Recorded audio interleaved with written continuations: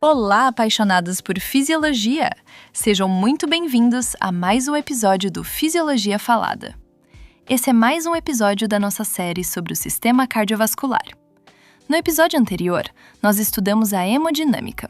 Compreendemos como o fluxo depende do gradiente de pressão e da resistência, e vimos que as arteríolas, com sua capacidade de variar o raio, governam tanto a pressão sistêmica quanto a distribuição do sangue entre os órgãos. O sangue foi conduzido, regulado e distribuído, mas, até agora, ele não cumpriu de fato o seu propósito final. Porque toda essa engenharia, a bomba, os vasos, a pressão, a resistência, existe por uma única razão: entregar oxigênio e nutrientes às células e retirar delas o gás carbônico e os resíduos do metabolismo. E esse encontro decisivo entre o sangue e o tecido não acontece nas grandes artérias, nem nos ventrículos. Ele acontece em um território microscópico, silencioso e imenso: a microcirculação. A pergunta central de hoje é: como exatamente as substâncias atravessam a fronteira entre o sangue e as células? O objetivo deste episódio é explicar como o sistema cardiovascular atende às necessidades metabólicas dos tecidos no nível microscópico. É aqui que a circulação se justifica. Vamos começar? Então pega seu café, ajusta os fones e vem comigo!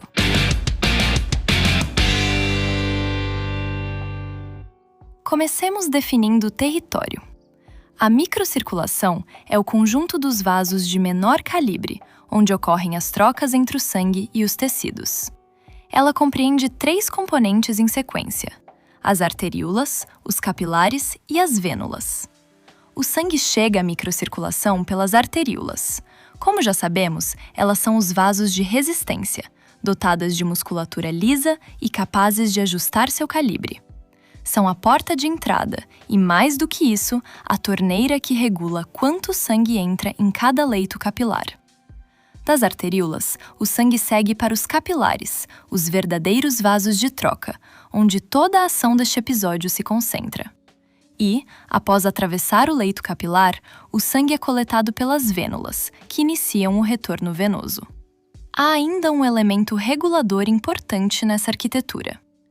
Entre a arteríola e o capilar, muitos leitos possuem um anel de musculatura lisa, denominado esfíncter pré-capilar. Ele funciona como uma comporta. Quando se contrai, fecha o acesso ao capilar e desvia o sangue. Quando relaxa, permite a passagem e a perfusão daquele segmento. Esses esfíncteres não estão todos abertos ao mesmo tempo. Eles abrem e fecham de forma intermitente, um fenômeno chamado vasomotricidade, ajustando continuamente quais capilares recebem sangue conforme a demanda local do tecido.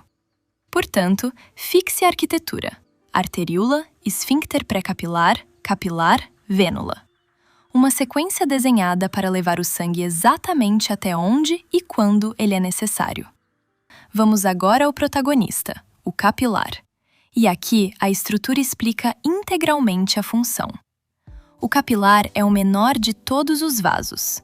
Sua parede reduz-se a uma única camada de células endoteliais, apoiada sobre uma membrana basal. Não há musculatura lisa, não há camadas elásticas. Apenas o endotélio, com espessura mínima. Essa simplicidade é a chave de tudo, porque quanto menor a distância a ser atravessada, mais eficiente é a troca de substâncias. O calibre é tão reduzido que as hemácias muitas vezes precisam passar em fila única, deformando-se ligeiramente para transitar. Esse contato íntimo entre a hemácia e a parede otimiza a troca gasosa. E como vimos no episódio anterior, a velocidade do sangue nos capilares é a mais baixa de todo o sistema, justamente porque a área de secção somada de todos os capilares é a maior. Baixa velocidade significa mais tempo para as trocas se completarem. Os capilares não são todos idênticos. Existem, essencialmente, 3 tipos, com permeabilidades distintas.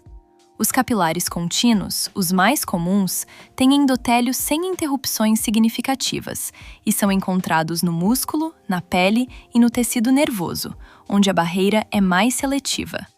Os capilares fenestrados possuem poros, ou fenestras, que aumentam a permeabilidade e localizam-se onde há troca intensa de líquidos e pequenas moléculas, como nos rins e no intestino. E os capilares sinusoides, os mais permeáveis, têm grandes aberturas que permitem a passagem de proteínas e até de células, presentes no fígado, no baço e na medula óssea. Retenha: a estrutura do capilar, parede finíssima e permeabilidade ajustada a cada tecido, é o que torna possível a troca. Agora, vejamos como essa troca de fato ocorre. O principal mecanismo de troca através da parede capilar é a difusão. Difusão é o movimento de substâncias de uma região de maior concentração para uma de menor concentração, a favor do gradiente, sem gasto de energia. É um processo passivo e extraordinariamente eficiente na curta distância que separa o sangue do tecido. Analisemos os gases, que são o exemplo mais direto. O oxigênio chega ao capilar em alta concentração, transportado pelo sangue arterial. No tecido, que consome oxigênio continuamente, a concentração é baixa. Existe, portanto, um gradiente e o oxigênio difunde-se do sangue para as células. Com o gás carbônico, a lógica é inversa. O metabolismo celular produz gás carbônico constantemente, de modo que sua concentração é alta no tecido e baixa no sangue capilar. O gradiente favorece a saída, e o gás carbônico difunde-se das células para o sangue, iniciando sua viagem de retorno aos pulmões. O oxigênio e o gás carbônico são moléculas pequenas e lipossolúveis. Por isso, atravessam livremente a membrana das células endoteliais, difundindo-se com grande facilidade por toda a superfície do capilar. Para substâncias hidrossolúveis, como a glicose, os aminoácidos e os íons, o caminho é diferente. Elas não atravessam livremente a membrana lipídica e utilizam as fendas entre as células endoteliais, os poros e as fenestras, ou mecanismos de transporte específicos. A água também transita por essas vias aquosas. Até aqui, falamos da difusão de solutos individuais, mas há um segundo processo igualmente fundamental, que envolve o movimento de líquido através da parede capilar. Estamos falando da filtração e da reabsorção. Filtração é a saída de líquido do interior do capilar para o interstício, o espaço entre as células. Reabsorção é o movimento oposto, a entrada de líquido do interstício de volta para o capilar. O equilíbrio entre esses dois processos determina quanto líquido permanece nos vasos e quanto permanece nos tecidos. E o que governa esse movimento de líquido? Não é a concentração de um soluto específico, mas o balanço entre dois tipos de pressão que atuam sobre a parede do capilar. De um lado, a pressão hidrostática, que tende a empurrar o líquido para fora. De outro, a pressão oncótica, que tende a puxar o líquido para dentro. O sentido do fluxo de líquido em cada ponto do capilar depende de qual dessas pressões predomina. Vamos analisar cada uma delas separadamente, com cuidado, porque compreender essas forças é compreender como o organismo mantém o volume nos vasos e evita o acúmulo de líquido nos tecidos. Comecemos pela pressão hidrostática. A pressão hidrostática capilar é a pressão exercida pelo sangue contra a parede do capilar, resultante da própria pressão de perfusão. É uma força que empurra o líquido de dentro para fora, favorecendo a filtração. Um detalhe é essencial: a pressão hidrostática não é constante ao longo do capilar. Ela é mais alta na extremidade arteriolar, onde o sangue acaba de chegar, e mais baixa na extremidade venular, após a queda de pressão ao longo do trajeto. Guarde esse gradiente interno, porque ele determina o comportamento das trocas nas duas pontas do capilar. Agora a segunda força, a pressão oncótica, também chamada de pressão coloidosmótica. Ela é a pressão osmótica gerada pelas proteínas plasmáticas, sobretudo a albumina. As proteínas do plasma são grandes demais para atravessar livremente a parede capilar e, por isso, permanecem em maior concentração dentro do vaso. Essa concentração proteica atrai água por osmose, gerando uma força que puxa o líquido de fora para dentro, favorecendo a reabsorção. Diferentemente da hidrostática, a pressão oncótica plasmática mantém-se relativamente constante ao longo do capilar, porque as proteínas permanecem retidas no interior do vaso. Então, temos duas forças opostas e bem definidas. A pressão hidrostática empurra o líquido para fora e é alta na entrada, baixa na saída. A pressão oncótica puxa o líquido para dentro e é essencialmente constante. O resultado da troca de líquido depende do confronto entre elas, e é esse confronto que vamos formalizar agora. O conjunto dessas pressões que governam o movimento de líquido através da parede capilar é conhecido como forças de Starling. Elas descrevem de forma integrada o equilíbrio entre filtração e reabsorção. Na prática, o balanço se dá principalmente entre a pressão hidrostática capilar, que promove filtração, e a pressão oncótica plasmática, que promove reabsorção. Vejamos como isso se comporta ao longo do capilar, unindo o que aprendemos no bloco anterior. Na extremidade arteriolar, a pressão hidrostática é alta e supera a pressão oncótica. O saldo é a favor da saída de líquido. Predomina, portanto, a filtração. Líquido deixa o capilar e vai para o interstício, levando consigo oxigênio e nutrientes dissolvidos. À medida que o sangue avança, a pressão hidrostática vai caindo. Na extremidade venular, ela já está baixa e é superada pela pressão oncótica, que permaneceu constante. O saldo agora se inverte, a favor da entrada de líquido. Predomina a reabsorção. Líquido retorna do interstício para o capilar, trazendo consigo gás carbônico e resíduos. Esse é o modelo clássico e didático. Filtra-se na ponta arteriolar, reabsorve-se na ponta venular. E aqui está o ponto crucial. Em condições normais, o volume filtrado é ligeiramente maior do que o volume reabsorvido. Existe um pequeno excedente de líquido que fica no interstício e que, se ali permanecesse, provocaria acúmulo. Esse desequilíbrio, aparentemente um problema, é resolvido por um sistema que examinaremos a seguir. Aquele pequeno excedente de líquido filtrado que permanece no interstício precisa de um destino. Se ele simplesmente se acumulasse, os tecidos inchariam progressivamente. A solução do organismo é o sistema linfático. O sistema linfático é uma rede de vasos que se inicia no interstício, com capilares linfáticos de fundo cego, e que recolhe o excesso de líquido tecidual. Uma vez captado, esse líquido passa a se chamar linfa. A linfa é conduzida por vasos linfáticos progressivamente maiores, atravessa os linfonodos, onde é filtrada e vigiada pelo sistema imune, e finalmente é devolvida à circulação venosa, próximo à entrada do sangue no coração. A função hemodinâmica é clara e indispensável. O sistema linfático drena o excedente de filtração, devolvendo-o à corrente sanguínea e mantendo o volume do interstício estável. Ele fecha a conta que as forças de Starling deixaram ligeiramente aberta.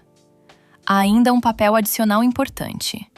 Como as proteínas plasmáticas, mesmo em pequena quantidade, podem escapar para o interstício, é o sistema linfático que as recupera e as reconduz à circulação.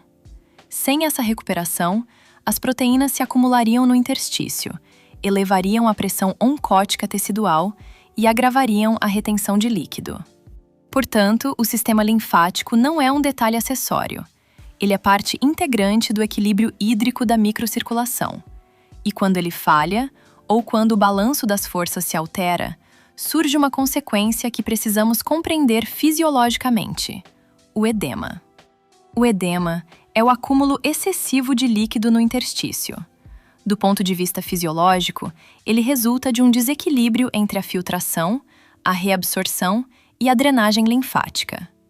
Sempre que a filtração supera a capacidade de reabsorção somada à drenagem linfática, o líquido se acumula e o tecido incha.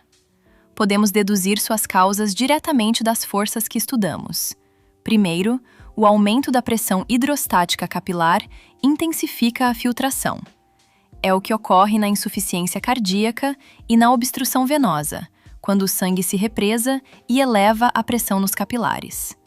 Segundo, a redução da pressão oncótica plasmática diminui a força de reabsorção. Acontece quando há queda das proteínas do plasma, como na desnutrição grave, nas doenças hepáticas ou na perda renal de proteínas.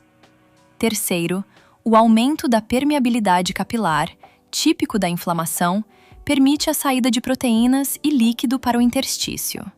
E quarto, a obstrução linfática, que impede a drenagem do excedente.